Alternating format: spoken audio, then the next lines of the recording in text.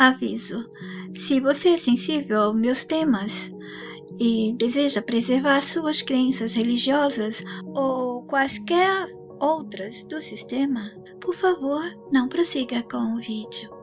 Obrigada pela compreensão. Bem-vindos ao meu canal Jetzt die Wahrheit.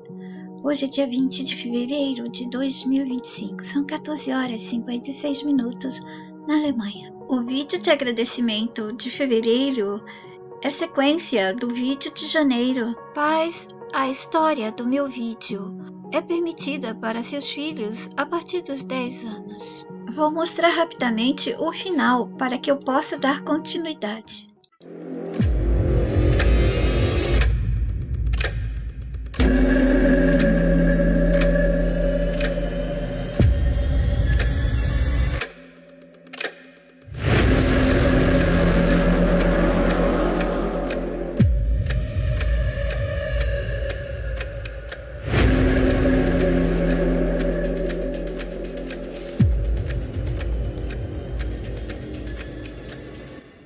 Se para você eu falo devagar, acelere o vídeo. Estávamos prontos, cada um iria fazer a sua parte até que chegássemos à rainha. Assim que o trem parasse, Lene seria a primeira a agir, iria encantar a grande besta negra. Todos sabiam o que deveriam fazer. Rapidamente, Lene desapareceu pelas matas escuras. Foi direto para onde a grande besta negra estava, protegendo a entrada do caminho da floresta morta. Daniel começou a crescer e se tornou gigante, forte e poderoso. Ele já se preparava para lutar com as outras criaturas que se escondiam para defender a floresta. Enquanto isso, a Lene se aproximou da besta e a encantou com sua jovialidade e suavidade feminina. Cheia de desejo, a besta babava, cobiçando a beleza, juventude e encanto da Lene. Desejou tê-la naquele momento. Iria prendê-la com ele na floresta e a manteria com ele até que sua beleza e juventude acabassem. Depois a devoraria. Lene se deixou pegar e, quando estava bem próxima de seus olhos, manipulou as substâncias do ar enquanto segurava um espelho. A besta sentiu-se fraca e foi puxada para dentro do espelho, que era na verdade uma jaula criada por Lene, que manipulou as moléculas do ar, transformando-as para ser esse espelho prisão. A besta foi sugada e mantida dentro do espelho. E em seu interior, feito com o poder do bem, a grande besta tornou-se num simples lobo imenso. Não era mais uma besta enquanto estivesse aprisionada. A entrada estava livre. Agora era a vez de Daniel. Assim que entrou na floresta morta, o odor de podridão parecia embriagá-lo. Ele mal conseguia respirar. Os monstros vieram para cima dele, mas com seu poder de manipular as proporções das coisas, aumentou mais ainda seu tamanho, se agigantando 3 vezes mais. Suas mãos continuaram a crescer até se tornarem do tamanho de um enorme caminhão. E com elas socava as nauseabundas criaturas, e já abatidas, ele as manipulou, deixando-as do tamanho de um pequeno cão. Lene criou jaulas com as moléculas do ar, tornando-as depois duras como pedras.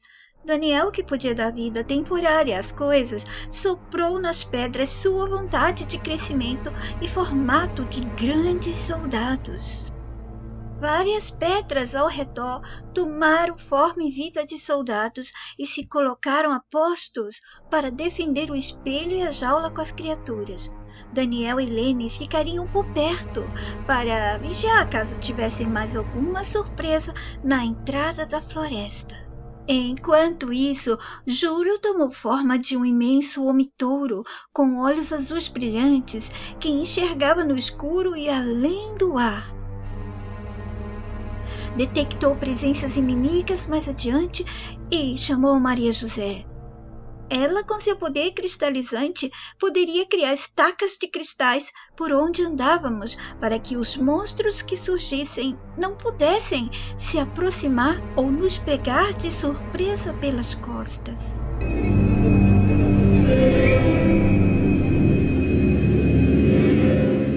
Estávamos protegidos por essas imensas estacas de cristais no solo, mas do nada, acima de nós, rostos de criaturas e monstros deformados apareceram com enormes bocas para engolir a todos. Júlio se transformou numa ave gigantesca e, voando, foi para cima delas, destroçando algumas com suas garras e bico pontiagudo e poderoso. Outras fugiam e Maria José lançou jatos de cristais para elas, transformando-as em bebês de criaturas. E mesmo assim, sendo bebês, não ficaram melhores, eram filhotes de criaturas medonhas e feiosas. Júlio voltava para pousar, batendo suas asas tão grandes que quase cobriam toda a floresta. Pousou perto de nós e, de novo, tomou outra forma, agora de um gigante mamute branco, pois havia detectado monstros dos sonhos, aqueles que perturbam os sonhos infantis. Júlio, como defensor das crianças, não admitia que monstros povoassem a imaginação delas, perturbando-as durante o sono. Pisando em alguns desses monstros, ele os condenava e comandava o afastamento e ameaçava-os, dizendo que estava de olho neles, que se os pegasse atormentando o sonho infantil, trucidá-los-ia. Algumas delas ousaram responder, dizendo a ele que não iriam parar e que as crianças gostavam de sentir medo, que seus pais aceitaram medo também quando foram crianças e após adultos também. Todos queriam sentir medo, mesmo que dissessem que não. Todos queriam medo e queriam a prisão das crenças, senão já teriam desconstruído as crenças que o causam. Maria José ao ouvi-las ficou arretada e indignada com o que ouvia. Lançou no ar pequenas borboletas de cristais e seu brilho encantava algumas criaturas que nunca havia visto borboletas nascidas dos jatos de cristais. E elas estavam curiosas. Essa foi a chance para o Júlio. Como um mamute branco gigante, com sua enorme e longa tromba iluminada, bramindo com seu som estridente, assustou-as, e elas mal perceberam quando ele, com suas enormes patas, as amassou. Elas não estavam mortas, apenas achatadas em forma de bolachas. Júlio as pegou e jogou na prisão de cristais. Os dois juntos controlaram aquelas criaturas perturbadoras e insolentes. Continuamos nosso caminho e fomos entrando mais fundo na floresta morta, quando ouvimos sons sibilantes ensurdecedores. Criaturas gargarejavam palavras, tentando imitar as palavras que humanos usavam, e estavam abrindo rasgos no ar, como os aspirantes rasgam nas telas de realidade em que os retorcidos aprisionam as pessoas para vivenciarem suas histórias cruéis. Essas criaturas entraram no rasgo e sumiram nele, tentando fugir para eras distantes. Iam se esconder em algumas épocas do passado, retirando ou implantando memórias para se camuflarem e nunca serem detectadas. Possivelmente iriam modificar memórias para que o momento atual em que elas estavam sendo esmagadas não existisse mais. Tínhamos que agir rapidamente. Foi a vez de Eliana entrar em ação. Com seu poder de viajar no tempo e ir para eras passadas, Eliana iria caçá-las, mas não iria sozinha. Ela convidou Rogério e foram atrás delas. Visualizaram a linha do tempo, procurando nas memórias dela as criaturas. Eliana fazia a busca e, quando as encontrou, disse ao Rogério: Rogério, detecte-as na invisibilidade que se escondem nessa era aqui. Eu te darei as coordenadas. Mas cuidado, estão camufladas em sombras que as tornam invisíveis e as protegem. O que para o Rogério não seria problema. Seu poder é exatamente lidar com as sombras e revelar o mal que se escondia nelas, e ele as achou. Jogou nas criaturas o ar azul da palma das suas mãos e podia-se ouvir o grito bestial que saía de suas gargantas profundas. Se debatiam, tentando se libertar, pois não queriam ser presas, mas eles as mantiveram presas. Eliana, segurando o cordão de ar azul do Rogério, viajou com todos de volta à floresta, onde todos nós ainda estávamos. Trouxeram criaturas a mais do que aquelas que foram buscar, pois detectaram outras que já estavam atormentando humanos em épocas passadas. Apavoradas, as feiosas gritavam e tentavam fugir. Chamaram a atenção de mais monstros que se moviam no invisível da escuridão. Mas Benjamin podia vê-las e suas flechas invisíveis iam diretamente a alvos invisíveis. E assim que as flechas as atingiram, as criaturas tornaram-se visíveis. Visível ficou também a feiura do mal que elas representavam. Nossos olhos não conseguiam sustentar a imagem de tanta feiosidade. De onde vinha tanto desenho feio para essas criaturas? Quem desenhava tanto mal? O ambiente estava insuportável para todos nós. Nossos bons corações não estavam suportando a podridão da feiura e do mal. Foi então que a Marisa chegou e começou a liberar o perfume das flores, que foi erradicando o cheiro podre que não tinha como descrever. Flores nasciam e tornaram tudo mais belo na floresta. Os monstros olhavam apavorados, não conseguiam suportar o cheiro bom das flores. Passavam mal, tossiam, vomitavam. Era a mesma situação quando os moldados e todos do exército dos retorcidos ficavam quando estavam na presença da luz e energia de amor real dos ativadores. Após isso, seguimos nosso caminho. E de repente tudo à nossa frente ficou branco, gélido, havia muita neve e torres de gelo. Um buraco do nada apareceu naquela brancura, e ela apareceu, a rainha das crenças. Toda linda, encantadora, se deixava finalmente notar. Ela era a única com aparência bela entre todas as criaturas feias, monstruosas, e ela, exuberante e imponente, se pôs ali diante de todas as outras criaturas e diante de nós. Quem poderia pensar que a Maria das Crenças, a grande rainha, fosse assim tão bela? E logo me indaguei, porque o mal estava se disfarçando de belo. Mas o mal pode ser tudo. Tem muitos disfarces e sabe conquistar as pessoas humanas reais. Se fazendo de boazinha e cordial, cumprimentou a todos e pediu que a seguíssemos para uma xícara de chá, chocolate ou café. Uma mesa estava posta no meio da neve e tudo estava quente e morno, como se o frio não interferisse na temperatura dos alimentos. Mas nenhum de nós desejava beber nada que viesse dela. Ela riu diante de nossa recusa e, segurando a xícara delicada, começou a beber o chá quente. Ela apontou umas xícaras com café e depois para as que tinham chocolate e as de chá. Havia pratos quentes, cestas com pães que ainda esfumaçavam, como se tivessem saído do forno naquele momento. A fumaça nas xícaras e o cheiro dos alimentos que se espalhava pelo ambiente nos remetia a um ambiente familiar, naquelas manhãs quando a família humana se reúne para começar um novo dia. Mas não estávamos ali para fazer amizade com ela. Nosso dever era torná-la do bem, ou confiná-la em um pedaço de tronco especial.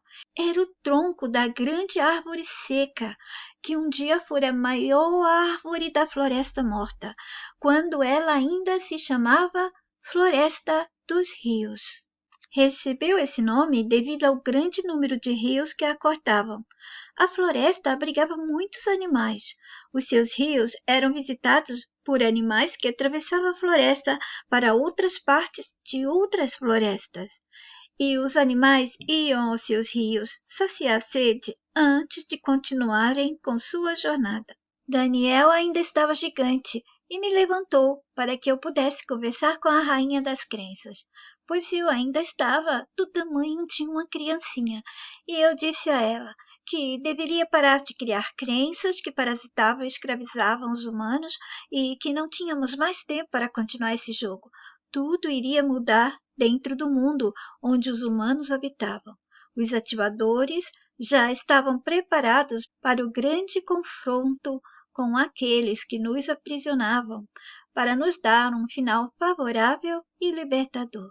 Eu já podia imaginar o número de ativadores novatos que seriam desfibralizados, pois a cada confronto, enquanto eles se preocupavam em apenas parar o mal não se importava de desfibralizar o máximo possível de novatos ativadores. Ela deu de ombros, esboçou um sorriso de pouco caso e cruzou nossos olhos com seu olhar profundo e ferino, e disse-me que não poderia atender meu pedido e ninguém poderia fazê-la parar, que havia sido desenhada para esse fim, nasceu para isso.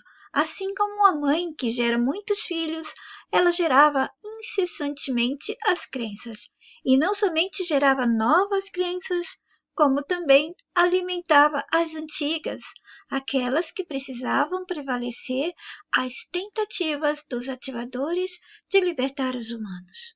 E continuou dizendo que ela não poderia parar, precisava gerar muito mais, pois novas narrativas iam começar. As crenças antigas e as novas não poderiam nunca ser eliminadas. Com um ar acusador, disse que a culpa era dos humanos por estarem presos em crenças, pois eles as aceitavam sem muita rejeição.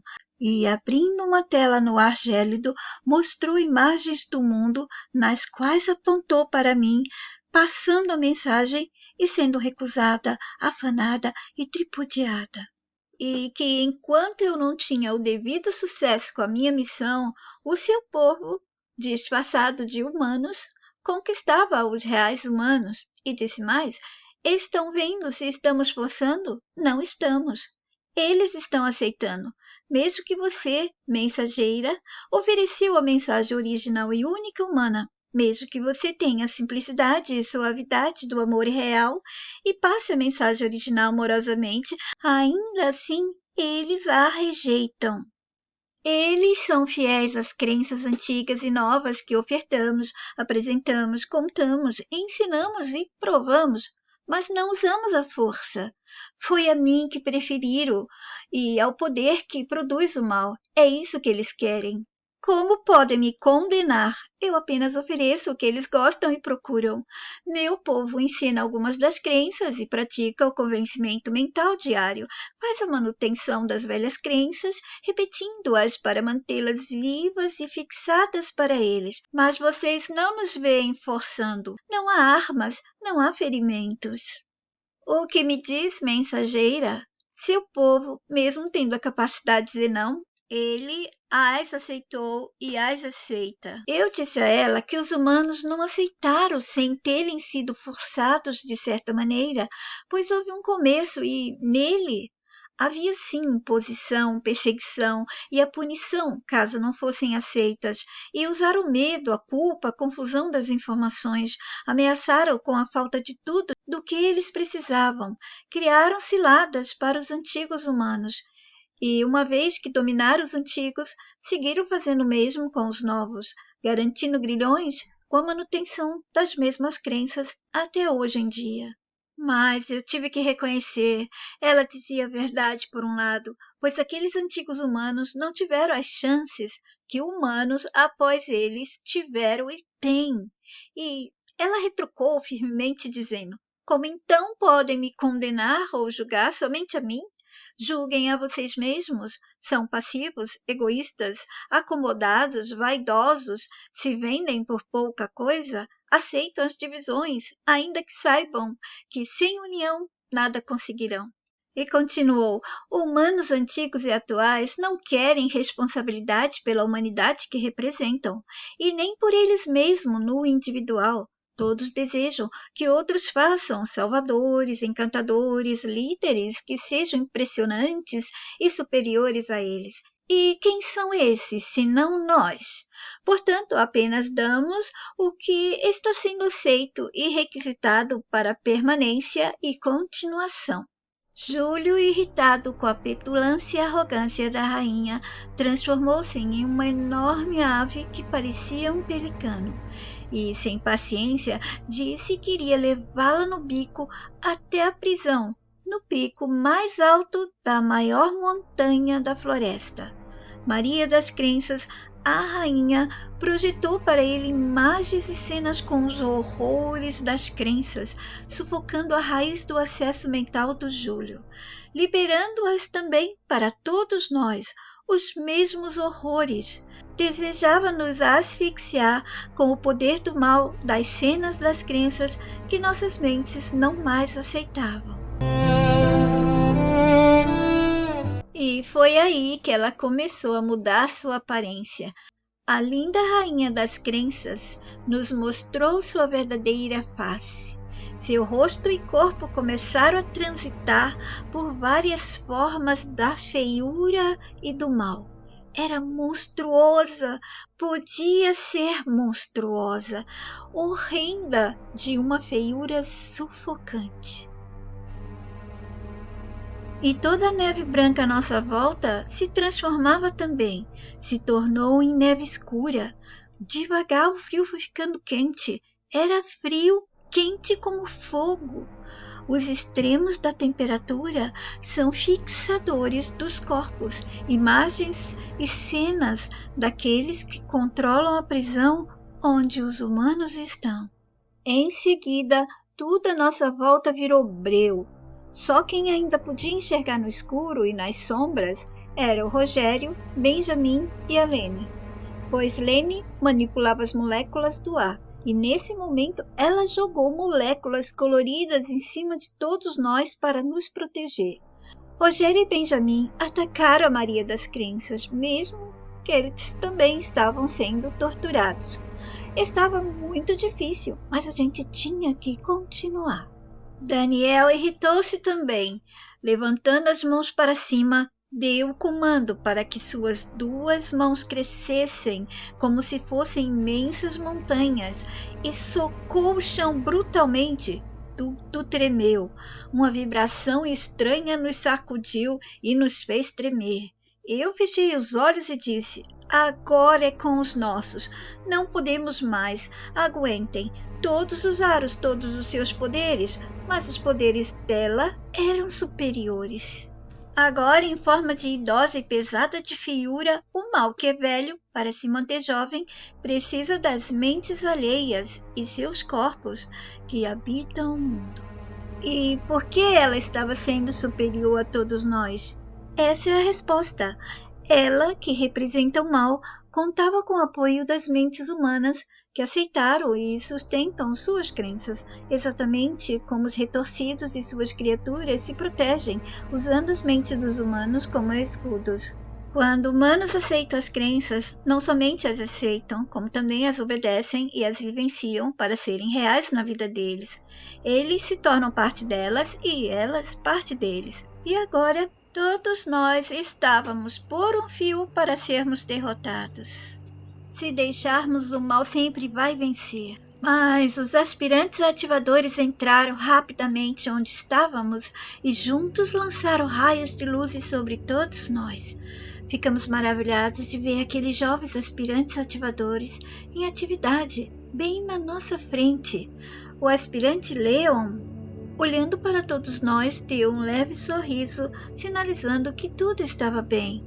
Ele e outros aspirantes novatos lançaram raios de luz de Zekem na direção da rainha e a aprisionaram. A rainha espumava por todo seu corpo, parecia ter começado a aderir à existência da sua forma por ficar na presença dos ativadores. Deformada na sua feiura do ódio e descontrole, ela não queria ser aprisionada. Os aspirantes não podiam matá-la, destruí-la, e se eles não atirassem de perto deles, ela iria desvanecer e poderia levar alguns humanos com ela, cujas mentes estavam conectadas a ela. Se tinham suas crenças, consequentemente, estão conectadas à rainha, mas poderiam deixá-la aprisionada no pico daquela grande montanha. E seres humanos normais deveriam abandonar as crenças para desvanecer os seus poderes. Iria depender deles agora. Estava fácil, muito fácil, mas dependia das mentes humanas recusarem e dizerem não para sempre ao mundo das crenças. E disse o aspirante Leon: "Obrigada, mensageira. Eu toquei minha testa em sinal de agradecimento pela ativação de coragem para todos nós." E ele continuou: "Obrigada a todos pela coragem e determinação. Vocês fizeram bravamente a parte de vocês. Não se sintam frustrados. E a partir de hoje, as crenças que ainda estão com alguns de vocês e com outros humanos poderão ser deletadas e desconstruídas mais facilmente. Tudo que os humanos precisam é desejar se libertar honestamente, fervorosamente." Os aspirantes se aproximaram de todos nós, nos sinalizando que iriam nos tocar. Agradavelmente, sentimos a energia morna da luz amorosa ativadora de suas presenças e eles nos tocaram a testa e a lateral de nossos rostos, ativando a centelha da mente ativadora. E o aspirante Leon disse: "Caso precisem de nós quando chegar a hora, poderíamos resgatá-los mais rapidamente." E todos se despediram de nós, projetando em nossos corações muito amor da parte deles. Como era bom senti-los, aquela pureza, sentir que são apenas o bem, sem deformações, inversões, transformações para uma outra forma, maneira ou disfarce do mal, como é típico do bem que nos deram no mundo em que nascemos. Eles têm presença confiável e segura, pois sabemos que eles não querem e não podem se aliar com o mal, se tornar o mal sob nenhum pretexto. Não se combinam com o mal, não desenham e nem apoiam histórias do mal. Assim, suavizados pela presença amorosa dos aspirantes, ativadores e ativadores novatos, não nos restava mais nada a não ser voltarmos para nossas casas no mundo da Si. E eu esperava que Maria José me desse de volta meus poucos metros de altura, que já não eram muita coisa, mas me faziam falta. Mas ela decidiu brincar mais um pouco com seu poder e, para relaxar a todos, não só me manteve com o tamanho de uma criança de 4 anos, mas também o Júlio e Rogério, todos transformados em crianças também. Benjamin saiu de perto rapidamente e foi a minha vez de rir deles. Marisa tomou forma de um imenso, lindo urso branco e os meninos a montaram, pois com aquele tamanho eles não poderiam andar rapidamente. Daniel se ofereceu para transportar todos em suas costas de gigante. Voltávamos contentes à floresta morta, que, sem a rainha, tornou-se verde e iluminada novamente. E os humanos ganharam de volta a chance de dizer não para as crenças e desconstruí-las. Essa era e é a única e real escolha para eles. Enfim, cada um de nós pôde voltar para sua casa.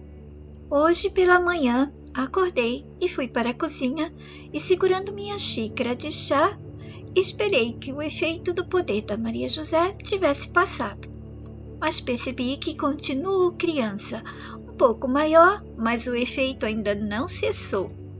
Ah, se eu tivesse algum poder, iria transformá-la num lindo pirilampo, pensei, para ela sentir como é se manter na pequenez que deixou a nós 3.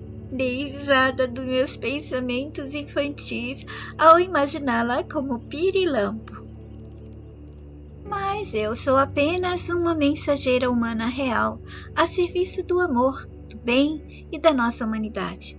Meu único poder é ser fiel à minha mente, à mensagem e ao amor que tenho por nossa humanidade. Bom, chegamos ao final do sonho da Yetzt. Eu e outros aspirantes treinamos com vocês todos. Foi agradável e frutífero. Obrigada a todos que estão do lado do bem e do amor real. Confiem sempre no amor e sejam o amor.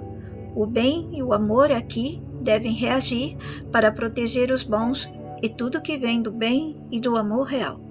Porém, atentem-se para não serem convencidos por aqueles que se disfarçam. Os disfarces e poder do mal são muitos. Mas se ainda o mal habita na mesma casa que o bem, que está nos humanos, é porque eles estão a permitir. Crenças escravizam sem que muitos percebam. Porém, esse poder perde totalmente a força se for exposto ao bem e ao amor real. Humanos deixando o mal sem disfarces, ou quando disfarçado de bem, renunciando a tudo que vem dele, vão gerar e liberar o bem real novamente sem esforço. E se tornará natural e normal que eles sejam a fonte original de bem e amor real nascer. Não fomos nós quem criamos essa disputa entre bem e mal. Faz parte desse mundo que experimentam. E não somos nós que o experimentamos, são vocês. Vocês devem reagir e desistir dos apegos e da prisão. Poderão continuar a viver com a C nesse formato ou a recuperamos para a primeira razão que demos a ela para existir. Mas aqui não terá mais nenhuma força ou poder do mal. É possível e vale a pena experimentar o mundo sem o jogo do bem e do mal. A mensageira já deixou as explicações sobre esse assunto. Salve-as em vossas mentes. Rejeitando as crenças gerais, não haverá mais barreiras para quebrar a força do mal. O mal não resiste ao amor e ao bem real. Eu me refiro ao verdadeiro, que não existe no mundo desse sistema. Estarei visitando vocês quando precisarmos treinar nas trilhas das mentes de humanos que possuem a mente em movimento, e de preferência recusando toda forma de mal e bem desse jogo que é o mundo da ser. Mantenham vossas mentes limpas para que nossas missões e treinamentos tenham sucesso. Fiquem na paz de vossos corações. Unam-se. Direitos da história de Yetzt Tvahait Família, direitos da música, das fotos e vídeos estão na descrição. Obrigada por assistir meu vídeo. Até o próximo. Yetzt Tvahait.